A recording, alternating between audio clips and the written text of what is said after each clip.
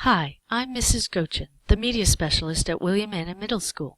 In this video clip, we will talk about how to plan and track your research searching activities using the 3 Ps, planning, purpose, and persistence. Planning. To be the most effective in your research, it's important to take some time to plan your approach. Just a few minutes of planning can save you hours of research time. All the successful researchers take time to plan. The Grade 8 LA Research Planning Sheet you received will guide you in your planning. Take a look at the first section. Understand what information you need. This section guides you in determining your purpose for research. So let's talk about purpose for a sec.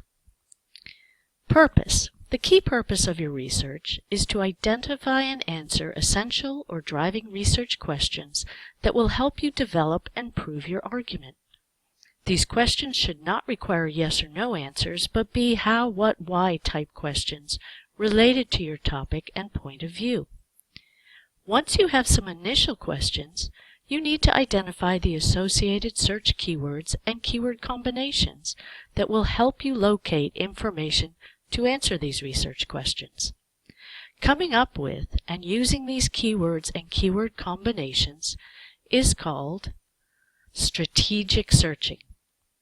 Take a look at this slide. The letters of the word search help you remember the 5 steps of successful strategic searching. The first step is select research questions, which we just discussed. The next step is extract keywords and keyword combinations from these research questions. That is, identify the main words from your questions that describe the information you need. The third step, apply specific keyword search strategies to these words. And then once you have these keywords and search strategies that use these keywords, you will then run your searches in available sources such as databases and the web, and then chart your searches, which allows you to keep track of which keywords or keyword combinations you've used and which have been most successful. So let's talk about extracting keywords. To extract keywords, you need to look at each research question and identify the important descriptive words in each question that best describe the information you need to find to answer the question. The Research Planning Guide supports you in identifying your research questions, choosing your keywords and keyword search strategies, and then running and charting your searches. Let's take a look at a completed example research planning sheet so you can see how that works. Here is a completed research planning sheet. My general topic is school start times should be later. I'm thinking I will try to prove that the school start time should be later because that would be better for teens who need more sleep than they are currently getting. As you can see, there is room for 3 research questions. There is no magic number of research questions. Try to come up with at least 2 to begin with and add more as you research. Then circle or underline the important words in the questions, as I have done here, to extract the keywords. Let's take a look. Remember, we are circling or underlining, as I have, the important descriptive words. So my first research question is, what are the sleep cycles for teens? I've identified sleep cycles and teens as the important words for that question. And then down here, under section 2, keyword planning, in the first column, for question 1, I wrote those keywords, sleep cycles teens. Similarly, for question 2 and 3, I identified the important words and then recorded them down here on separate lines. In the case of questions 2 and 3, I actually came up with 2 sets of keywords that I felt would be useful to answer those questions. You can pause the video now, work on the research questions and identifying the keywords, or continue watching the video and then complete the planning sheet at the end.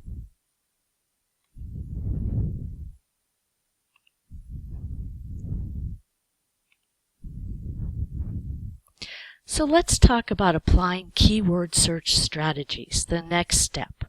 So what are keyword strategies you should apply to the keywords you've identified from your research questions? Well, the main strategies are, number 1, use multiple specific keywords, no little words like a, and, the, of, and make sure these words describe the information you are looking for. So hip-hop, if I searched on hip-hop, would give me lots of information about hip-hop musicians and concerts. But if I really wanted to know about hip-hop and its impact on social justice, I would want to search hip-hop for social justice. Similarly, I would search internet safety as opposed to safety on the internet, because on the are little words that have no real meaning. Strategy number 2, try synonyms. A teen searching for rare cats, for instance, could try synonyms such as exotic for rare or felines for cats. Synonyms can be a really useful strategy.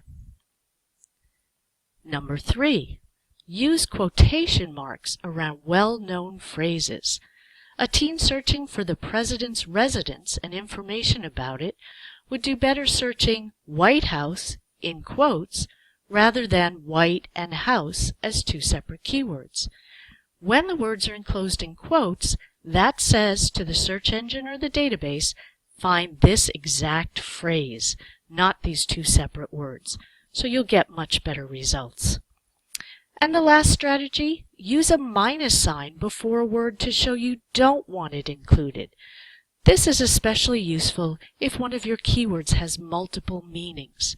For instance, the word mullet could refer to a fish or to a hairstyle. If I wanted information on the fish and not the hairstyle, I would enter mullet minus hair. Then I would only get back results related to mullet the fish. So as we can see, if we go back to our example planning sheet, under section 2, once I have all my keywords for my questions, now I can take a look at these and identify synonyms. For instance, teens, I identified teenagers or students. And then also look for well-known phrases, phrases that people would understand what it means. So sleep cycles, I realized I saw it a lot, and I see that it could be a well-known phrase, so I write it in quotes. Here are some other synonyms I came up with. You won't have as many well-known phrases as you will synonyms, but some of those well-known phrases can be very useful.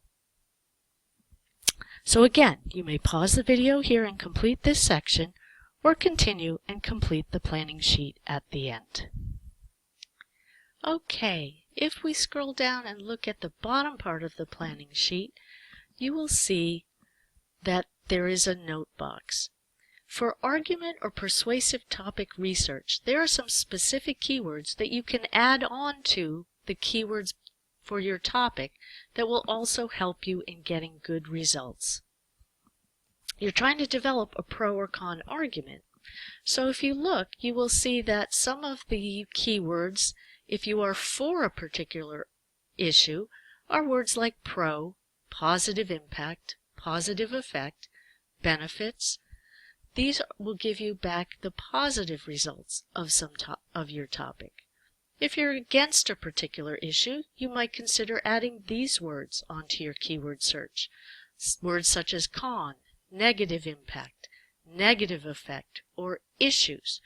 These will create more specific keyword combination searches.